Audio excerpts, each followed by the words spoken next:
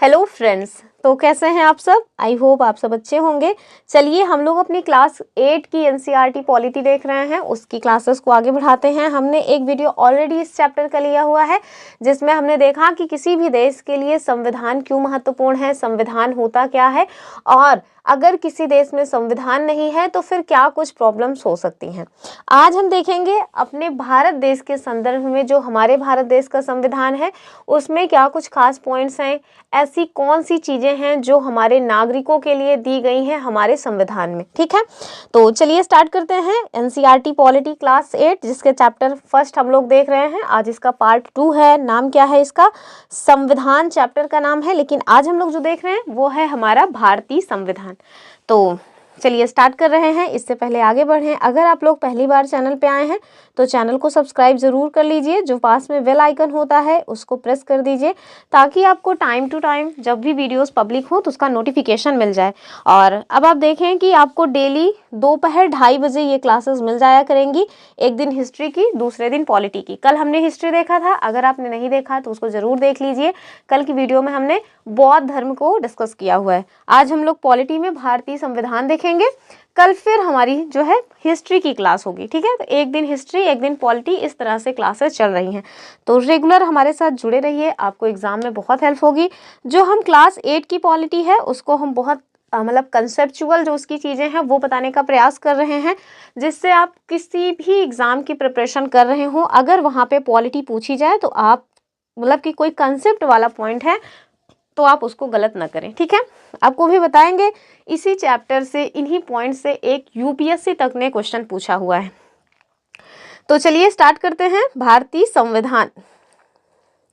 आप देखिए, जब भारत देश में स्वतंत्रता संघर्ष चल रहा था, आपको पता होगा कि 15 अगस्त 1947 के पहले हमारा जो भारत देश है वो आज़ाद नहीं था, वो ब्रिटेन का उपनिवेश था। तो जब ब्रिटेन का उपनिवेश था उस टाइम पीरियड में हमारे भारत देश के लोगों के द्वारा कई बार संघर्ष किए गए उनसे अपने आप को आज़ाद कराने के लिए।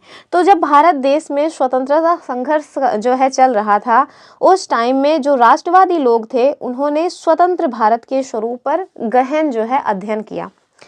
ब्रिटिश शासन के नियमों के विपरीत वो लोग चाहते थे कि एक लोकतांत्रिक देश बने। ठीक है, यानी कि ब्रिटिश शासन में जैसे उन लोगों ने स्ट्रगल किया, किसी नागरिक का कोई अधिकार नहीं है, एकदम गुलामों की तरह उनके साथ बिहेव किया जा रहा है, तो वो सारी चीज़ें ना हो, हमारे जो देश के लोग हैं उन्हें खुद से अपने जो शासक हैं उनको चुनने का जो अधिकार है वो मिले, यानी कि एक तरह से एक लोकतांत्रिक जो व्यवस्था है वो हमारे देश में लागू हो, ऐसा हमारे जो राष्ट्रवादी नेता थे वो चाह रहे थे।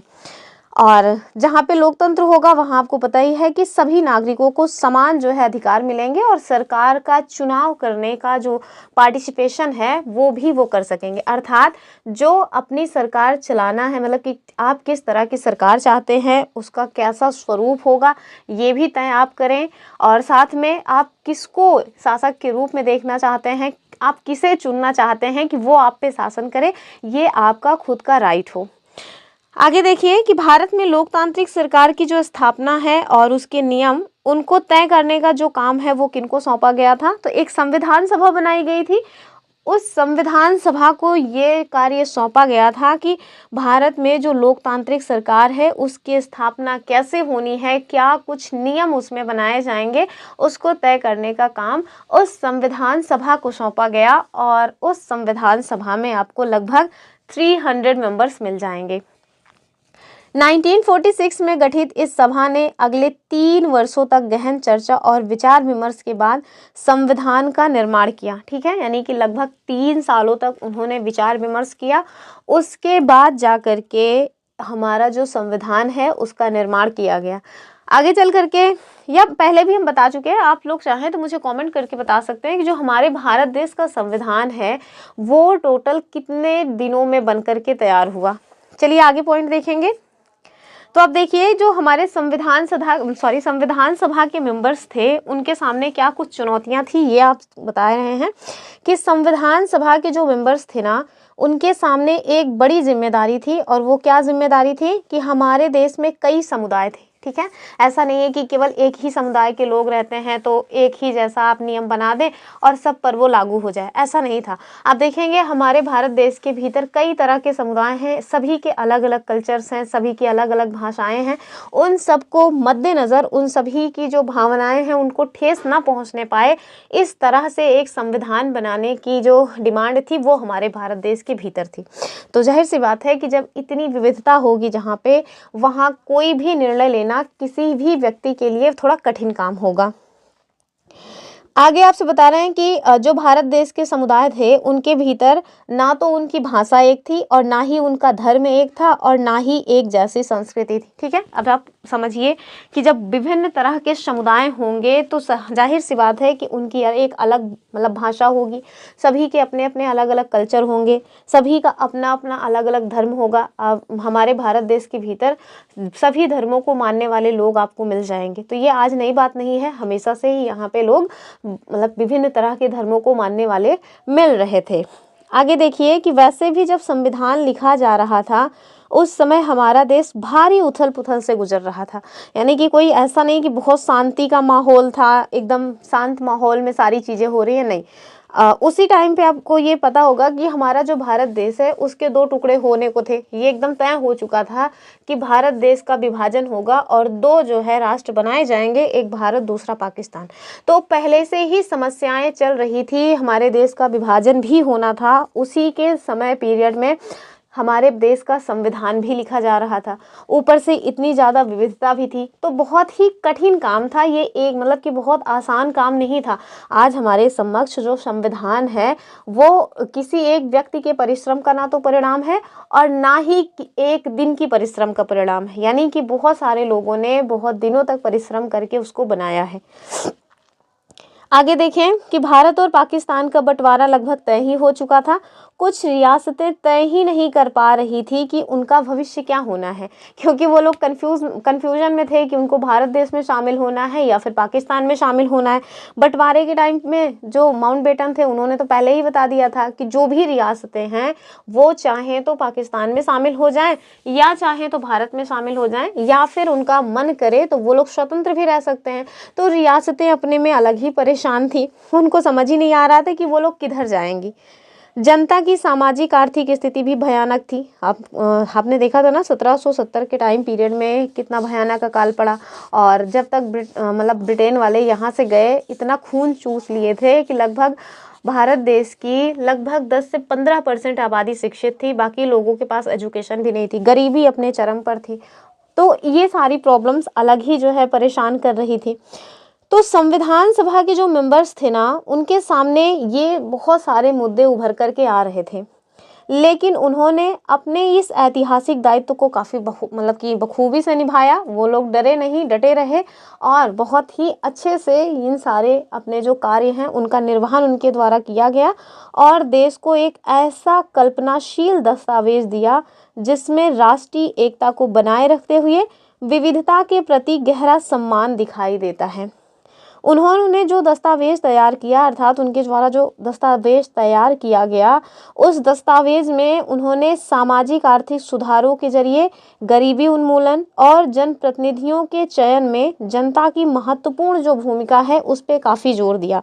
तो अभी हम लोग देखेंगे कि भारत देश का जो संविधान है उसमें कैसे लोगों को ये राइट्स दिए गए हैं कि वो लोग अपने जो शासक हैं उनका खुद से चुनाव करें, और कैसे लोगों के मध्य सामाजिक आर्थिक जो समानता है उसकी बात की गई है।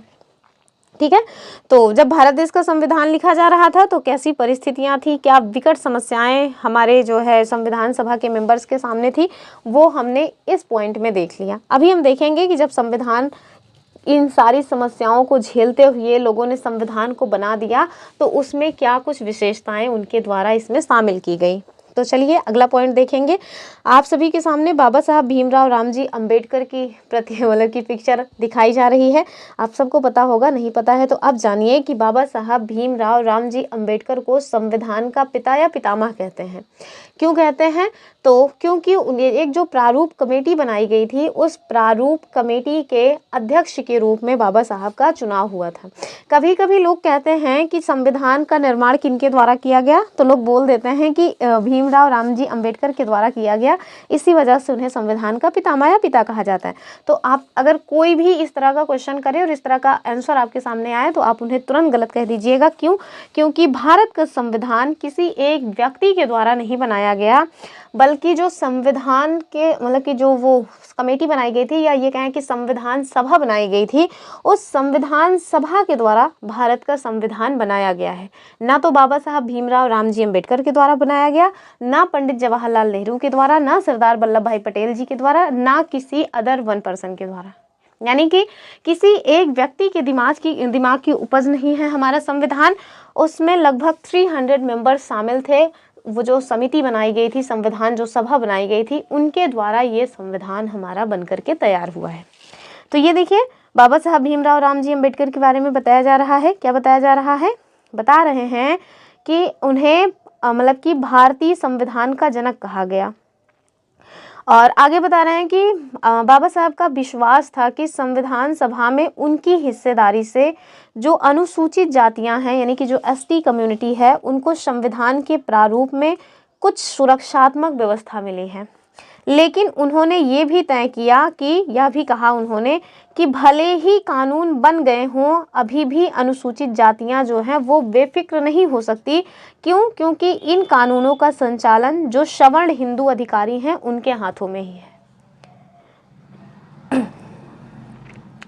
आगे फिर देखिए कि इसलिए उन्होंने अनुसूचित जातियों से आह्वान किया कि वे सरकार के अलावा लोक सेवाओं में बढ़ चढ़ करके शामिल हों। ठीक है, तो उन्हें मतलब कि ये प्रॉब्लम थी। प्रॉब्लम का मतलब है कि उन्हें ये लग रहा था कि भले ही संविधान का जो दस्तावेज है, संविधान नामक जो दस्तावेज है वो तैयार हो गया है, उसमें बहुत सारी चीज़ें सभी के लिए शामिल की गई हैं, सभी कम्युनिटीज़ को ध्यान में रख करके जो नियम कानून हैं वो बनाए गए हैं, लेकिन इसके बावजूद भी आप देखिए कि जो एससी या अदर कम्युनिटीज़ कोई लोग हैं वो पूरी तरह से बेफिक्र नहीं हो सकते। क्यों नहीं हो सकते?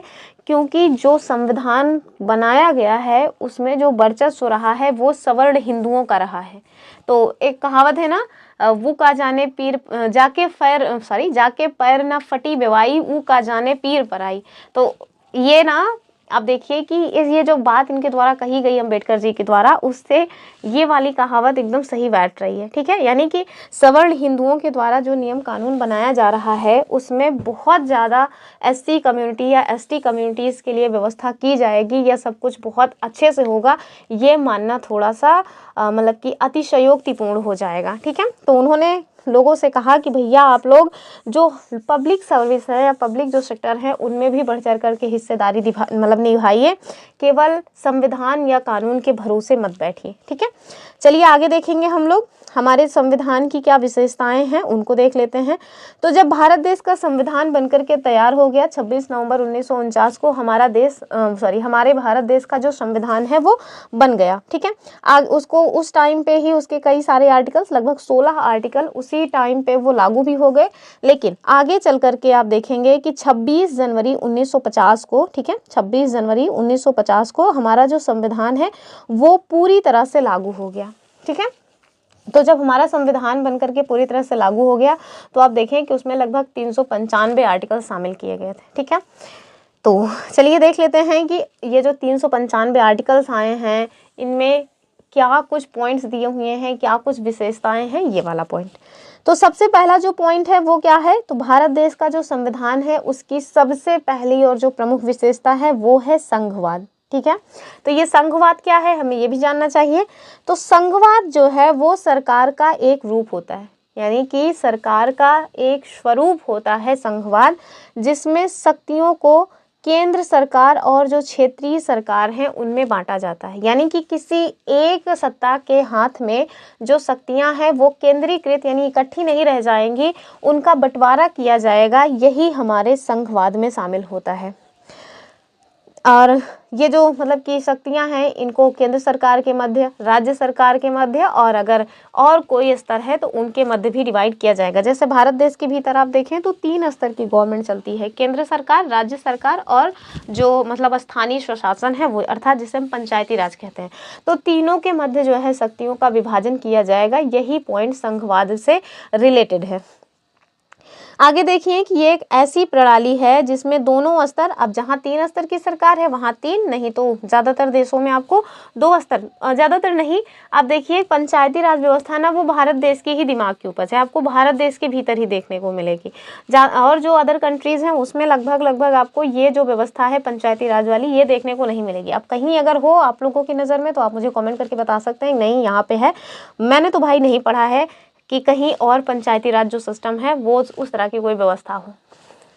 तो इसी वजह से यहाँ बताया गया है कि यह सरकार और क्षेत्रीय सरकार जैसे राज्य और प्रांत के बीच जो शक्तियाँ हैं उनको डिवाइड किया जाता है। ये एक ऐसी प्रणाली है जिसमें दोनों स्तर की सरकारें अपने अपने अधिकार क्षेत्र में स्वतंत्र रूप से काम कर सकती हैं, यानी कि कोई भी एक दूसरे के काम में हस्तक्षेप नहीं करेगा, किसी के द्वारा किसी के शक्तियों का हनन नहीं किया जाएगा, लेकिन एक साथ एक संघ के रूप में जुड़ी रहेंगी। यानी कि यद्यपि आप अपनी शक्तियों का अलग अलग तरीके से स्वतंत्र रूप से यूज़ करेंगे, बावजूद इसके एक संघ के रूप में जुड़े रहेंगे, ऐसा नहीं कि संघ से ही अलग हो जाएंगे। तो ये क्या है, ये है हमारा संघवाद, जिसमें शक्तियों का डिवीज़न जो है वो आपको देखने को मिलता है, यानी कि शक्तियों का केंद्रीकरण नहीं होगा, शक्तियों का बंटवारा किया जाएगा। आगे देखेंगे हम लोग कि जो संघवाद है इसकी विशेषताएं क्या हैं। तो संघवाद की जो पहली विशेषता है उसको जानिए, ये क्वेश्चन बड़ा इंपॉर्टेंट है, कई बार इस तरह के क्वेश्चंस जो मतलब कि ग्रुप ए लेवल के एग्जाम्स है ना उनमें भी बन जाता है। तो संघवाद की क्या विशेषताएं हैं ये देखिए, और इसी वजह से हम लोग जो क्लास 8 की एनसीईआरटी है ना उसके कंसेप्ट्स पढ़ रहे हैं। क्यों? क्योंकि उसमें बहुत ज़्यादा ऐसे कंसेप्ट्स हैं जो आपको हर एग्ज़ाम में काम आएंगे। क्वेश्चंस तो करा ही देंगे हम, इसके बाद जो है ना फर्स्ट चैप्टर के क्वेश्चंस ही कराएंगे, लेकिन जब कंसेप्ट समझे रहेंगे तो ज़्यादा समझ आएगा आगे के लिए आपके। तो देखिए संघवाद की क्या विशेषता है। तो पहली जो संघवाद की विशेषता है वो है कि सरकार के 2 या 2 से अधिक स्तर होने चाहिए। ठीक है, यानी कि ऐसा ना हो कि सरकार केवल एक एकल व्यवस्था है, केवल एक ही व्यक्ति है जिसके हाथ में पूरा शासन है, या केवल एक ही लेवल है वही पूरे को पूरे देश को चला रही, तो इस तरह की व्यवस्था नहीं होनी चाहिए। तो एक संघीय प्रणाली में कम से कम 2 स्तर की सरकार होती है, एक केंद्र सरकार और दूसरी क्षेत्रीय सरकारें। जैसे केंद्र में अपने भारत देश का अगर एग्जाम्पल लेकर के देखें, अगर हम लोग स्थानीय स्वशासन को छोड़ भी दें तब भी देखिए कि कम से कम 2 लेवल की सरकार होनी चाहिए। जैसे केंद्र में यानी कि दिल्ली में केंद्र सरकार जिसके अध्यक्ष के रूप में आपको प्रधानमंत्री मोदी जी मिल जाएंगे, और दूसरी जो हमारे 28 राज्य और 8 यूनियन टेरेटरीज हैं उसमें जो सीएम वगैरह होते हैं वो। ठीक है, तो ये जो आपको दिखाई दे रहा है केंद्र में प्रधानमंत्री और राज्यों में मुख्यमंत्री, ये क्या है, ये शक्तियों का डिवाइडेशन है, यानी कि शक्तियों का विभाजन किया गया है। दूसरा क्या होगा, दूसरा होना चाहिए शक्तियों का विभाजन, अर्थात संविधान जो है केंद्र सरकार और क्षेत्रीय सरकारों के बीच शक्तियों को स्पष्ट रूप से डिवाइड करके रखता है, यानी कि सब किसके कौन से काम होंगे, कौन सी सरकार के द्वारा कौन से काम किए जाएंगे, कौन सी सरकार किस विषय पे कानून बनाएगी, ये सारी चीज़ डिवाइड होनी चाहिए। जैसे कि हमारे भारत देश की जो अनुसूची 7 है ना उसमें आपको देखने को मिलेगा कि सभी मतलब कि केंद्र और राज्य के मध्य कौन जो है अपनी शक्तियों को कहाँ यूज़ करेगा, किसके द्वारा किस सब्जेक्ट पर कानून बनाया जाएगा, वो डिवाइड करके रखा गया है। ठीक है, हम लोग संविधान की अनुसूची लूसेंट पॉलिटी में कवर कर चुके हैं। अगर आपने नहीं देखा है तो आप लूसेंट पॉलिटी वाली जो मतलब कि हमारी सीरीज़ है उसमें जा कर के ज़रूर देख लीजिए, आपको बहुत अच्छे से समझ आ जाएगा। तीसरा जो पॉइंट है वो क्या है, यानी कि जो तीसरी विशेषता है संघवाद की वो होती है लिखित संविधान, अर्थात एक लिखित संविधान संघवाद का एक अनिवार्य हिस्सा होता है, क्योंकि ये प्रत्येक स्तर की जो सरकार है उसकी शक्तियों और जिम्मेदारियों को परिभाषित करके रखता है। ठीक है, यानी कि जो लिखा हुआ संविधान है उसमें पहले से ही चीज़ें लिखी हुई हैं कि कौन से सरकार के द्वारा कौन सी शक्तियों का यूज़ किया जाएगा। तो सपोज दैट किसी परिस्थिति में किसी टाइम पीरियड में अगर केंद्र सरकार के द्वारा राज्य सरकार की शक्तियों का हनन हो रहा है तो आप संविधान का सहारा लेकर के ये बोल सकते हैं कि आप हमारे शक्तियों का दुरुपयोग कर रहे हैं या हमारी शक्तियों का हनन कर रहे हैं। तो इस वजह से एक लिखित संविधान का होना अनिवार्य है संघवाद में। चौथा, स्वतंत्र न्यायपालिका होनी चाहिए। ठीक है, तो एक स्वतंत्र न्यायपालिका केंद्र और क्षेत्रीय सरकारों के मध्य जो भी विवाद होता है उनका समाधान करती है और संविधान की व्याख्या करती है। तो जो हमारी न्यायपालिका है ना, वो संविधान का रक्षक होता है, यानी कि संविधान का अगर किसी के द्वारा दुरुपयोग किया जा रहा है, संविधान में जो शक्तियां जिसको दी गई हैं वो अगर एक दूसरे की शक्तियों में हस्तक्षेप कर रहे हैं, एक दूसरे की शक्तियों का हनन कर रहे हैं, तो फिर जो हमारा का मतलब कि न्यायपालिका है वो उसमें हस्तक्षेप करके बता सकता है कि भैया आप लोग ये गलत कर रहे हैं, आपको ऐसा नहीं करना चाहिए। तो एक स्वतंत्र न्यायपालिका किसी भी संघवाद के लिए बहुत ही महत्वपूर्ण अंग के रूप में काम आता है। अगला क्या है? अगला है हमारा दोहरी नागरिकता। तो कुछ संघीय देशों में लोग केंद्र और क्षेत्रीय दोनों स्तरों की नागरिकता रखते हैं, लेकिन भारत देश अपवाद है, ठीक है। यानी कि भारत देश जो है, यद्यपि वो संघ है, संघवादी जो संघवाद है वो भारत देश के भीतर है, लेकिन बावजूद इसके हम लोगों ने दोहरी नागरिकता का जो प्रावधान है वो शामिल नहीं किया है। हमारे भारत देश के भीतर एकल नागरिकता का प्रावधान है। जैसे चाहे कोई व्यक्ति भारत देश का मतलब कि भारत देश में दिल्ली से बिलोंग करता हो या जम्मू कश्मीर से या किसी भी जगह से बिलोंग करता हो, उनको अलग अलग राज्यों की नागरिकता नहीं मिलती। जो नागरिकता है वो उनको भारत देश की मिलती है। यानी कि आप कहीं से भी बिलोंग करते होंगे, अगर आपसे पूछा जाएगा कि आप कहाँ के नागरिक हैं, तो आप ये नहीं कहेंगे भैया कि हम यूपी के नागरिक हैं या हम एमपी के नागरिक हैं या हम तमिलनाडु के या फिर मिजोरम के नागरिक हैं। नहीं, आप सीधे कहेंगे कि हम भारत देश के नागरिक हैं, ठीक है। और जो आप जिस जगह पे रह रहे हैं वहाँ के आप निवासी हैं। तो हमारे यहाँ एकल नागरिकता का प्रावधान है। जबकि आप देखें अमेरिका जो है वो भी संघ है, लेकिन उनके यहाँ दोहरी नागरिकता का प्रावधान है। उनके यहाँ केंद्र की नागरिकता अलग मिलती है और उनके जो स्टेट्स हैं उसकी नागरिकता उन्हें अलग से मिलती है। अगला पॉइंट क्या है? तो मतलब टोटल ये 5 चीज़ें आपको संघवाद में देखने को मिल जाएंगी। और वो 5 चीज़ें क्या थी? पहला तो सरकार के 2 या उससे अधिक लेवल्स होने चाहिए। दूसरा, शक्तियों का जो है वो विभाजन होना चाहिए। तीसरा है कि एक लिखित संविधान का होना अनिवार्य है। और चौथा, एक स्वतंत्र न्यायपालिका होनी चाहिए। और पांचवा है कि दोहरी नागरिकता, जिसके मतलब कि क्या बताया अभी हमने कि अपवाद के रूप में आपको भारत देश देखने को मिल जाएगा, ठीक है। दूसरा हम देखेंगे कि हमारे संविधान की जो दूसरी विशेषता है वो क्या है। तो हमारे भारत देश के संविधान की जो दूसरी विशेषता है वो है संसदीय शासन पद्धति। तो संसदीय शासन पद्धति क्या है, इसको भी देख लीजिए। तो सरकार के सभी स्तरों पर जो प्रतिनिधि है ना, इनका चुनाव लोगों के द्वारा किया जाता है। यानी कि लोग स्वयं ही अपने सरकार के सभी लोगों का, यानी कि सरकार के सभी जो लेवल्स हैं उनका चुनाव करती है। भारत का संविधान अपने समस्त नागरिकों को वयस्क मतलब कि जो समस्त नागरिक हैं उनको वोट डालने का अधिकार देता है। हमने आपको कई बार बताया कि हमारे भारत देश के भीतर सार्वभौमिक वयस्क मताधिकार जो पद्धति है उसको अपनाया गया है।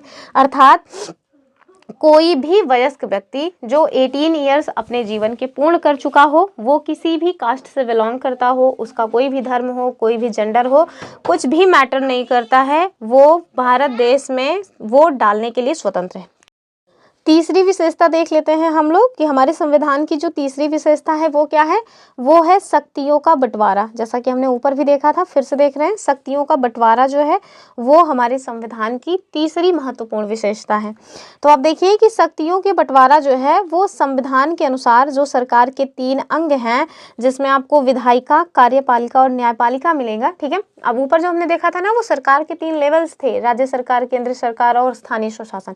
अभी जो देख रहे हैं ये क्या है, ये हमारे सरकार के जो 3 अंग हैं उनकी बात हो रही है कि सरकार के जो 3 अंग हैं, विधायिका, कार्यपालिका और न्यायपालिका, इनके मध्य जो शक्तियों का बंटवारा है वो कैसे होना चाहिए उसकी बात यहाँ पे की गई है।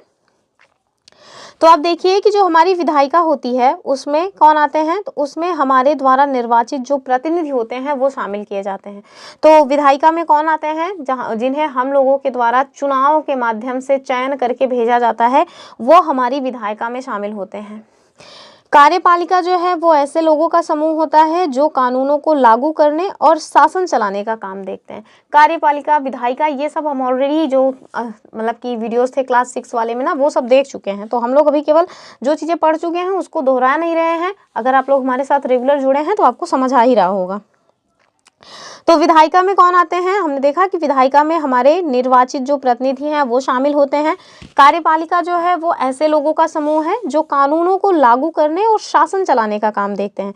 जबकि जो न्यायपालिका है वो क्या काम करती है, तो वो न्यायालयों की जो व्यवस्था है उसका संचालन करती है। आगे देखिए कि सरकार की किसी भी शाखा के द्वारा, अर्थात सरकार की जो भी शाखाएं हैं, कार्यपालिका, विधायिका और न्यायपालिका, ये किसी मतलब कि कोई भी एक दूसरे की शक्तियों का हस्तक्षेप ना करे, उसमें कोई भी एक दूसरे की शक्तियों का दुरुपयोग ना करने पाए, इसको रोकने का जो प्रावधान है वो हमारे संविधान में किया गया है। ठीक है, और इन सभी अंगों की शक्तियां एक दूसरे से अलग रखी गई हैं, कोई भी एक दूसरे के कार्य में बाधा ना बोले। शक्तियों के इस बंटवारे के आधार पर प्रत्येक अंग दूसरे अंग पर मतलब कि अंकुश भी रखता है, और इस तरह तीनों अंगों के बीच जो सत्ता का संतुलन है वो भी बना रहता है। आगे देखिए, नोट में हमने दिया हुआ है, नोट में अब छोटा सा एकदम छोटा सा टॉपिक दिया हुआ था कि राज्य क्या होता है। कभी कभी ना, अब आप जब पॉलिटी पढ़ने बैठेंगे तो आपको देखने को मिलेगा कि जब भी बात की जाती है किसी देश को मतलब कि संबोधित करना होता है तो उसके लिए राज्य शब्द का इस्तेमाल किया जाता है। तो हमें पता होना चाहिए आखिरकार ये राज्य क्या है। राज्य उत्तर प्रदेश, मध्य प्रदेश, जम्मू कश्मीर, जम्मू कश्मीर तो यूनियन टेरिटरी है, या फिर महाराष्ट्र। आप इन सभी से तो उसको जो है नहीं लगा रहे, तो नहीं, ऐसा नहीं होना चाहिए। राज्य जो है ना वो अपने आप में एक बहुत ही मतलब की विस्तृत संकल्पना है, तो हमें उसके बारे में जानना चाहिए। राज्य क्या होता है, ये हमारे यूपीएससी ने 2022 या 20 के आसपास ये क्वेश्चन पूछा हुआ था। ठीक है, तो चलिए हम लोग देख लेते हैं आखिर राज्य होता क्या है। तो देखिए, राज्य जो है ना वो एक राजनीतिक संगठन है जो एक निश्चित क्षेत्र में रहने वाले लोगों पर शासन करता है। ये एक संप्रभु इकाई होती है जिसके पास अपने कानूनों को बनाने और लागू करने तथा अपने क्षेत्र की रक्षा करने और अन्य राज्यों के साथ संबंध स्थापित करने की शक्ति होती है। तो एकदम इजी लैंग्वेज में समझिए, किताबी वाली में नहीं। देखिए, राज्य वो होता है जिसके 4 तत्व होते हैं, और वो 4 तत्व कौन है? सबसे पहले तो जनसंख्या होनी चाहिए। ठीक है, यानी कि किसी क्षेत्र के भीतर एक जनसंख्या होनी चाहिए। एक जनसंख्या मतलब ऐसा नहीं कि कोई एक व्यक्ति, मतलब ठीक ठाक जनसंख्या होनी चाहिए। जनसंख्या से मतलब है कितनी जनसंख्या है, डजंट मैटर। ठीक है, जनसंख्या होनी चाहिए। किसी भी कोई भी ऐसा क्षेत्र जिसके भीतर जनसंख्या हो और साथ में उसकी एक सीमा हो, तय सीमा हो। ऐसा नहीं कि जहाँ तक देखो सब हमारा ही है, कुछ पता ही नहीं है, कोई इसकी सीमा ही नहीं है। तो कुल मिलाकर के एक राज्य क्षेत्र होना चाहिए, मतलब एक सीमा होनी चाहिए, एक क्षेत्र का जो है सीमा होनी चाहिए। और तीसरा, वहाँ पे एक चुनी हुई सरकार होनी चाहिए। ठीक है, एक चुनी गई सरकार होनी चाहिए जिसे लोगों के द्वारा चुना गया है। और चौथा है हमारी कि वो जो सरकार चुनी गई है वो संप्रभु होनी चाहिए, यानी कि अपने आंतरिक और बाह्य दोनों ही मामले में जो निर्णय लेना है उसकी स्वतंत्रता उसके पास होनी चाहिए। अर्थात किसी का उपनिवेश नहीं होना चाहिए, किसी बाहरी शक्ति के द्वारा उसका संचालन नहीं किया होना चाहिए। तो हमने देखा कि राज्य जिसके 4 आवश्यक तत्व हैं, और वो 4 आवश्यक तत्व क्या हैं कि कोई भी ऐसा क्षेत्र जहाँ पे एक निश्चित जनसंख्या है, एक उनका निश्चित भूभाग है, और उस निश्चित भूभाग में उस जनसंख्या के द्वारा चुनी गई सरकार है, और जो सरकार है जिसको जनसंख्या के द्वारा चुना गया है वो संप्रभु हो, अर्थात अपने आंतरिक और बाह्य मामलों में निर्णय लेने के लिए स्वतंत्र हो। तो ऐसे क्षेत्र को हम लोग राज्य कह देते हैं। ठीक है, तो आप देखिए कि भारत देश जो है वो एक राज्य है। कैसे राज्य है? आप देखिए, भारत देश की एक अच्छी खासी पॉपुलेशन अर्थात जनसंख्या है, उसका अपना एक अच्छा खासा क्षेत्र है। क्षेत्रफल कितना है भारत देश का, आप मुझे कमेंट करके बता सकते हैं। और साथ में चुनी गई सरकार भी है, और सरकार हमारी संप्रभु भी है, अर्थात हमारे भारत देश की जो सरकार है उसको अपने आंतरिक मामले, अपने बाह्य मामले सभी के निर्णय लेने की स्वतंत्रता है। हम लोग किसी विदेशी का मुंह नहीं ताकते हैं कि हमें अपने रूस के साथ संबंध कैसे रखने हैं, या हमें चाइना के साथ संबंध कैसे रखने हैं, या किसी भी अदर कंट्री के साथ हमारे संबंध कैसे होंगे। इसको तय करने के लिए हमें किसी भी देश से सलाह या किसी भी देश के जो मतलब कि आदेश हैं उनको मानने की ज़रूरत नहीं होती। हमारे देश की सरकार अपने लिए निर्णय स्वयं लेती है। ठीक है, तो इसी वजह से कहा जाता है कि कोई भी ऐसा क्षेत्र, फिर उसमें आप किसी भी क्षेत्र को ले लीजिए, किसी भी देश को ले लीजिए, अगर उनके यहाँ ये चारों चीज़ें हैं तो आप समझिए कि वो राज्य है। ठीक है, तो जब राज्य शब्द का कहीं इस्तेमाल होता है आप देखें तो ये मत समझिए कि राज्य का मतलब है कि हमारे भारत देश के भीतर जो 28 राज्य हैं उनकी बात हो रही है। नहीं, राज्य जो है वो अपने आप में एक विस्तृत संकल्पना है। इस बात को याद रखिएगा, यही क्वेश्चन पूछा गया था। ये जो 4 आवश्यक तत्व हैं ये कौन से हैं? ठीक, तो इसको जरूर याद रखिए कि राज्य के लिए 4 आवश्यक तत्व हैं, एक जनसंख्या, भूभाग, सरकार और संप्रभुता। और हाँ, एक पॉइंट, ये जो संप्रभुता है ना, किसी भी राज्य को मतलब कि राज्य बनने के लिए सबसे ज़्यादा महत्वपूर्ण होता है संप्रभुता। अब देखिए कि भारत देश जब तक विदेश मतलब कि अंग्रेजों का उपनिवेश था उस टाइम तक उसके भीतर भले ही जनसंख्या थी, क्षेत्र भी था, सरकार भी थी, लेकिन इसके बावजूद भी वो राज्य नहीं था। क्यों? क्योंकि उसकी खुद की संप्रभुता नहीं थी। हमारे यहाँ जो भी निर्णय लिए जाते थे वो ब्रिटेन के द्वारा लिए जाते थे, ब्रिटेन की संसद, ब्रिटेन की महारानी द्वारा लिए जाते थे। तो भारत देश जब तक आज़ाद नहीं हुआ था उसके पास सब कुछ होते हुए भी संप्रभुता नहीं थी, इस वजह से वो राज्य नहीं था। वो राज्य कब बना है? तो भारत देश जब आज़ाद हुआ तब वो राज्य बना है। ठीक है, तो ये पॉइंट बहुत माइनर से डिफरेंस है, लेकिन बहुत सारे लोगों को नहीं पता होता है, तो इसको आप जरूर जाने रहिए। हमारे साथ पढ़ रहे हैं तो जरूर जान के रहिए। चलिए अगला पॉइंट देखेंगे।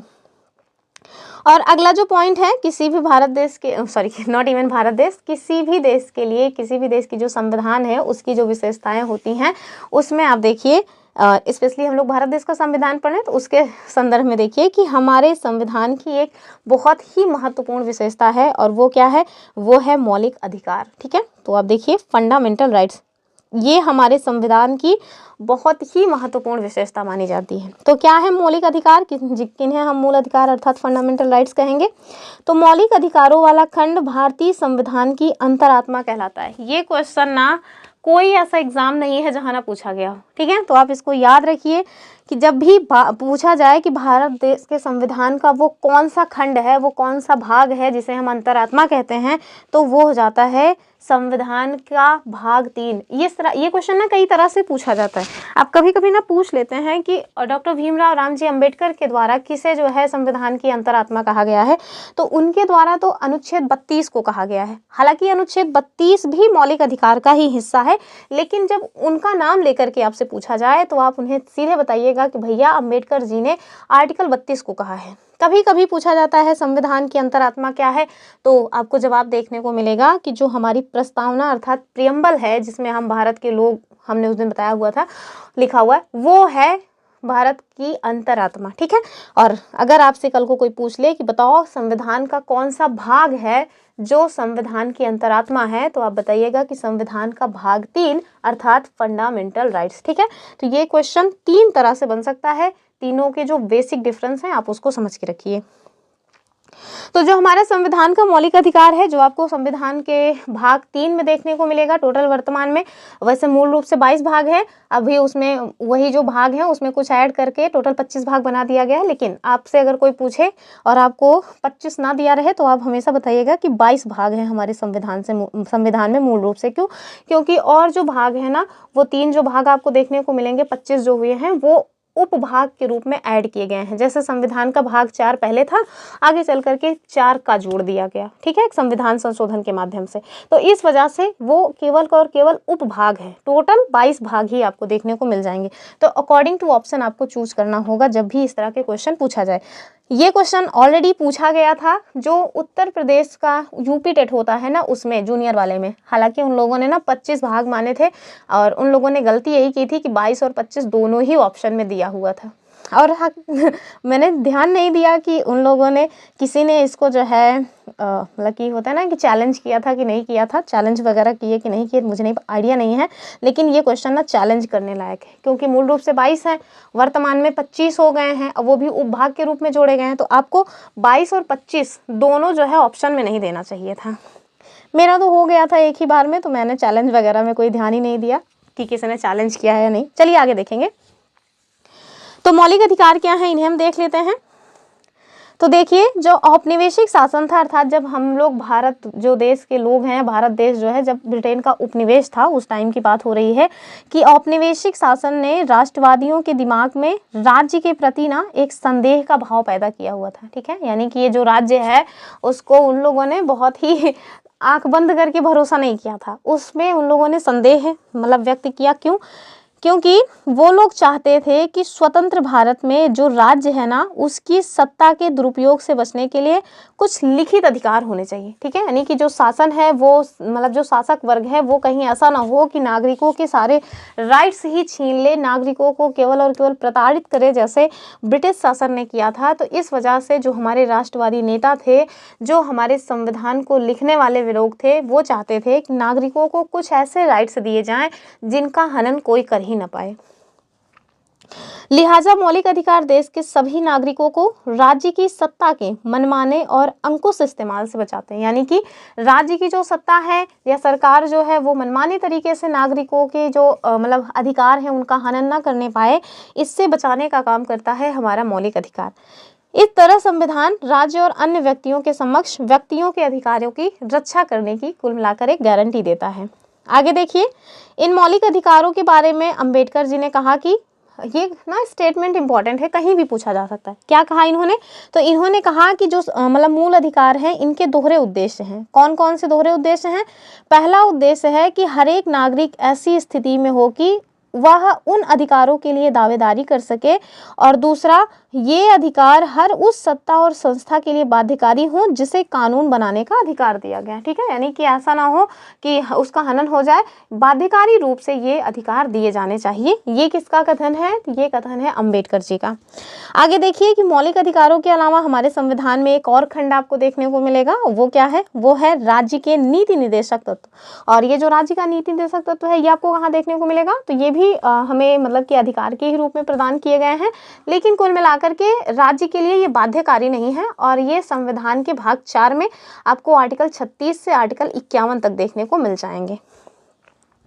और जो हमारे मूल अधिकार हैं वो बाध्यकारी हैं, अर्थात जब संविधान लागू हुआ उस टाइम से वो लागू हो गए हैं, सरकार को उन सारे अधिकारों को देना ही पड़ेगा। कितने अधिकार हैं? तो टोटल 6 अधिकार हैं वर्तमान में। पहले 7 मूल अधिकार थे। एक संविधान संशोधन हुआ था, 44वां संविधान संशोधन 1978 में। उस संविधान संशोधन के माध्यम से एक मौलिक अधिकार जो हमारी प्रॉपर्टी का मौलिक अधिकार था उसको हटा करके अब संविधान के भाग 12 के आर्टिकल 300A में रख दिया गया है।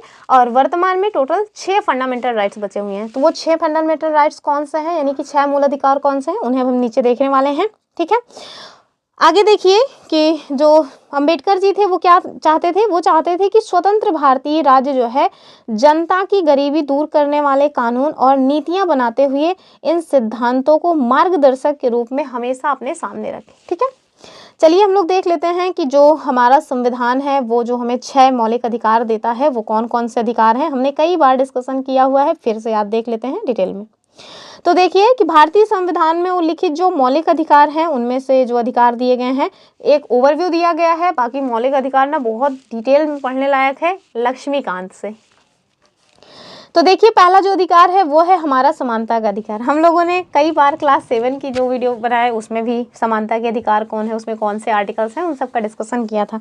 तो समानता के अधिकार में आपको आर्टिकल 14 से आर्टिकल 18 तक देखने को मिल जाएंगे। क्या है?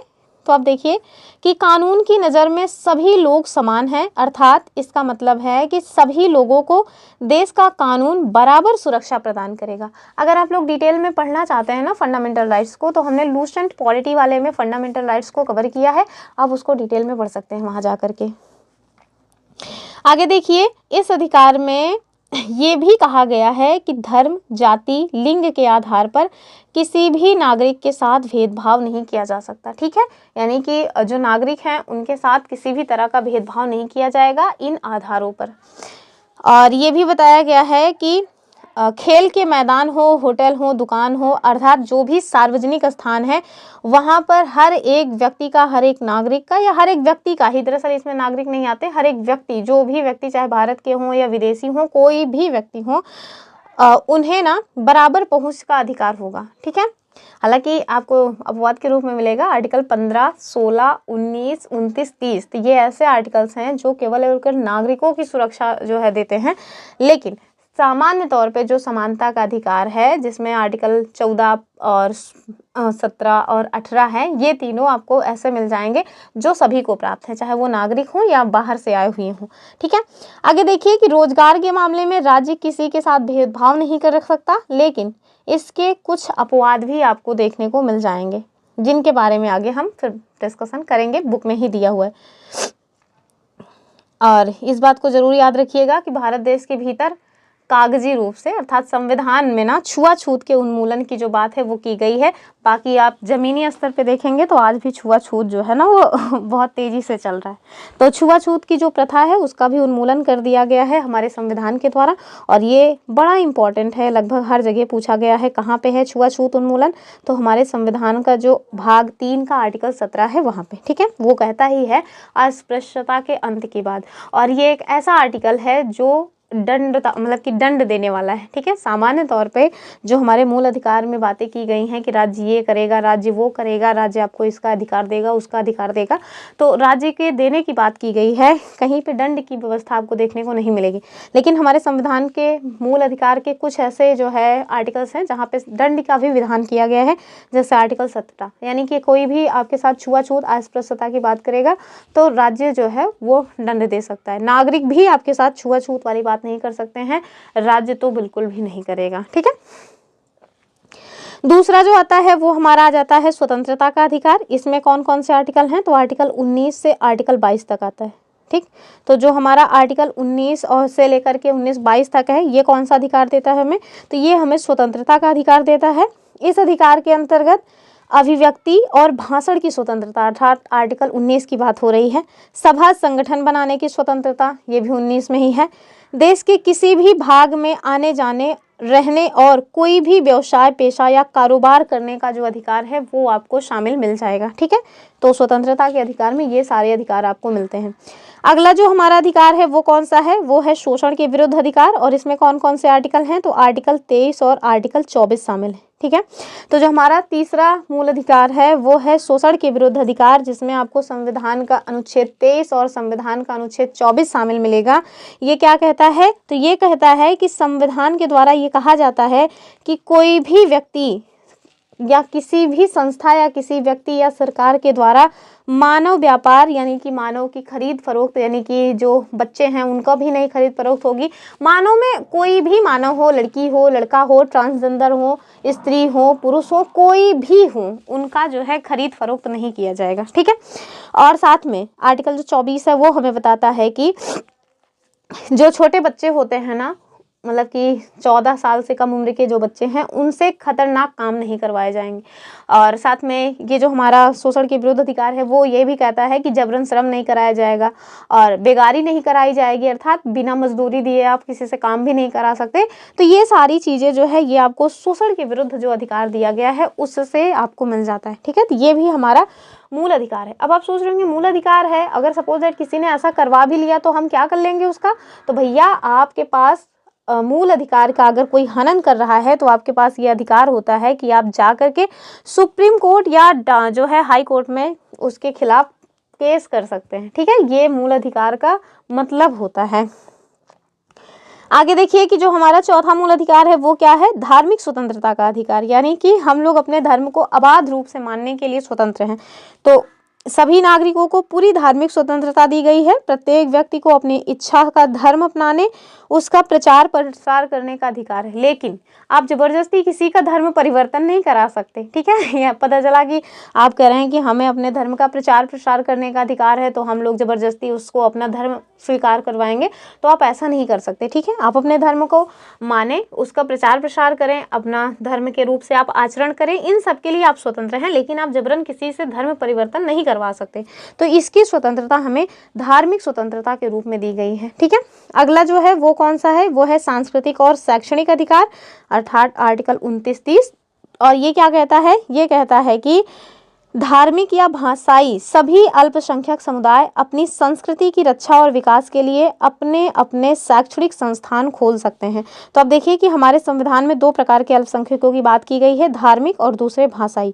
तो जो भी धार्मिक रूप से अल्पसंख्यक हैं या जो भी भाषाई अल्पसंख्यक हैं वो अपने विकास के लिए अपने अपने हिसाब से अपने जो शैक्षणिक संस्थान हैं वो खोल सकते हैं, ठीक है।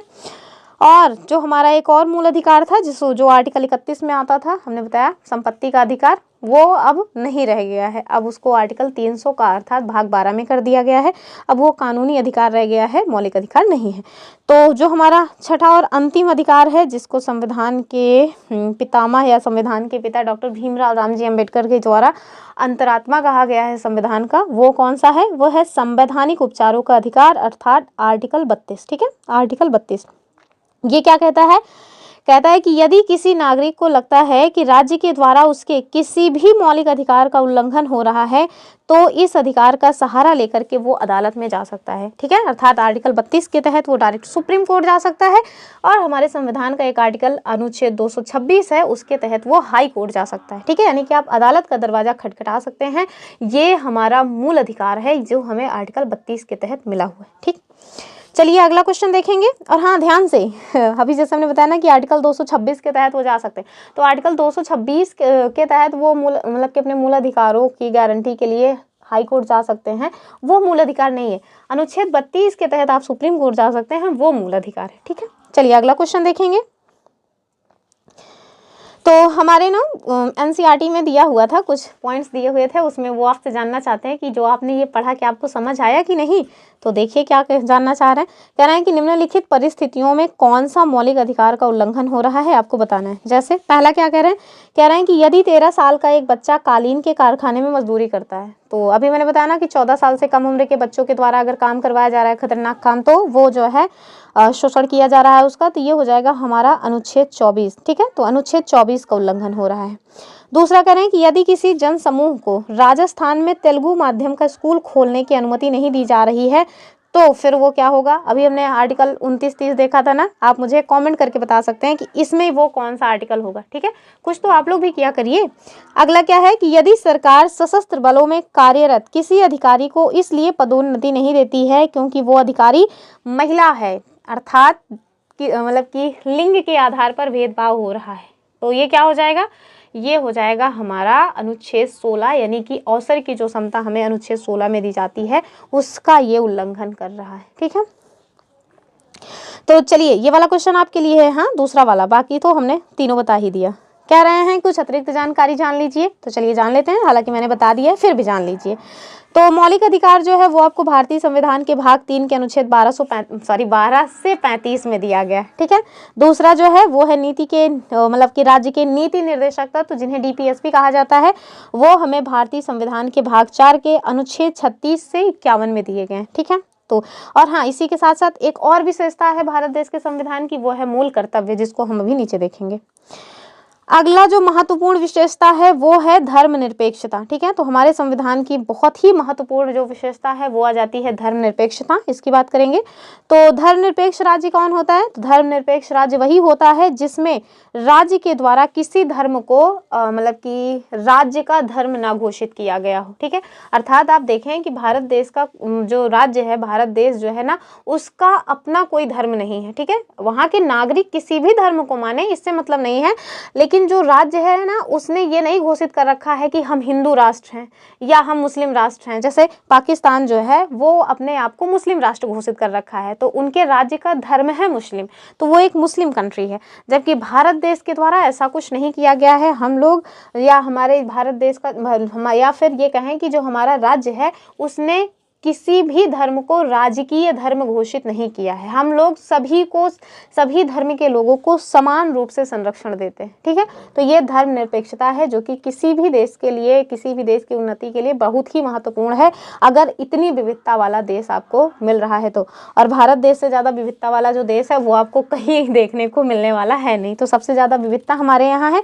इसी वजह से हम लोगों ने धर्मनिरपेक्षता के गुण को अपनाया भी है, ताकि मतलब किसी के साथ अन्याय ना होने पाए और हमारा देश टूट फूट का शिकार ना हो। ठीक है, तो ये मूल कर्तव्य भी देख लेते हैं, ये भी संविधान की विशेषता है, लेकिन जब संविधान हमारा बन रहा था उस टाइम पे इसको शामिल नहीं किया गया था, तो संविधान सभा के द्वारा जो भी विशेषताएं दी गई थी वो हमने देखा, लेकिन ये भी एक बहुत ही महत्वपूर्ण विशेषता है, इसके बारे में भी थोड़ा जान लेना चाहिए।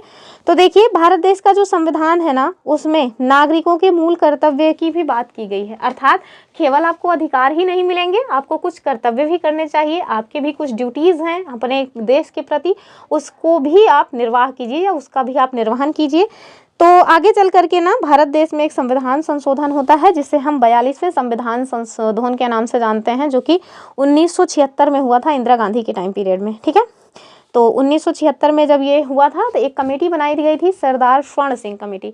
उस कमेटी की सिफारिश के आधार पर भारत देश के संविधान का जो भाग 4 था उसमें भाग 4A जोड़ा गया, और जो हमारा अनुच्छेद 51 था उसमें अनुच्छेद 51A जोड़ा गया, और उसी के तहत फंडामेंटल राइट्स की बात की गई। टोटल अभी वर्तमान में 11 मौलिक कर्तव्य हैं। ठीक है, कक्षा 1-2 की किताबें जो प्राइमरी में रहती थी ना, उसमें भी आप देखें तो पीछे साइड दिया रहता था मूल कर्तव्य। तो इन सारे पॉइंट्स को आप याद रखें।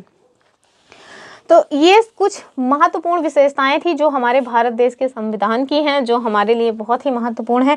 ये शब्दावलियां बहुत ही ज़्यादा इंपॉर्टेंट हैं जो मैंने आपको बताई, फिर चाहे वो धर्मनिरपेक्षता हो, चाहे मौलिक अधिकार हो या संघवाद हो। ठीक है, इन सबको एक बार और से वीडियोस पॉज करके देख लीजिएगा, PDF मिल जाएगी, आप PDF पढ़ लीजिएगा तो आपको सारे पॉइंट समझ आ जाएंगे। अब हम लोग देख लेते हैं जो शब्द संकलन दिया रहता है NCERT में वो, क्योंकि इससे क्वेश्चंस डायरेक्ट बनते रहे हैं। पहला जो शब्द है वो क्या है? मनमानापन। ठीक है, तो मनमानापन आपको वैसे ही समझ आ रहा होगा, लेकिन फिर भी देख लीजिए कि जब सब कुछ किसी एक व्यक्ति के व्यक्तिगत फैसले या पसंद नापसंद से चलने लगता है तो उसे मनमानापन कहा जाता है। अर्थात कोई एक व्यक्ति अपने हिसाब से हर चीज़ को चला रहा है, अर्थात वो मनमानी हो गया है। यहाँ नियम तय नहीं किए गए हों और फैसले का कोई आधार भी नहीं होता है, उसी को हम मनमाना कहते हैं। ठीक है, यानी कि ना कोई नियम है ना कोई कानून है, मनमानी तरीके से शासन चल रहा है, अर्थात ये मनमानापन है। दूसरा क्या है? दूसरा है आदर्श। तो आदर्श क्या है? जब कोई लक्ष्य या सिद्धांत अपने सबसे शुद्ध या सर्वश्रेष्ठ रूप में होता है तो उसे आदर्श कहा जाता है। तीसरा क्या है? भारतीय राष्ट्रीय आंदोलन। ये आप देखिए कि इंडियन नेशनल मूवमेंट INM करके ना हर एक एग्जाम में एक मतलब कि टॉपिक ही दिया रहता है सिलेबस में, तो उसके बारे में कह रहे हैं कि ये क्या है। तो भारतीय राष्ट्रीय आंदोलन का जो उदय है ना वो आप देखिए 19वीं सदी में हुआ था। इस आंदोलन में हजारों मर्द और ब्रिटिश शासन से लोहा लेने के लिए एकजुट हुए। ठीक है, यानी कि हजारों मर्द और औरत, स्त्री पुरुष ब्रिटिश शासन से लोहा लेने के लिए एकजुट हुए।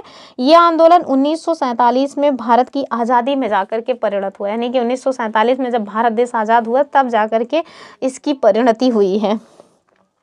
इसी वर्ष की इतिहास की जो पाठ्य पुस्तक है उसमें हम लोग मतलब कि ये जो भारतीय राष्ट्रीय आंदोलन है ना उसके बारे में और अच्छे से जानेंगे।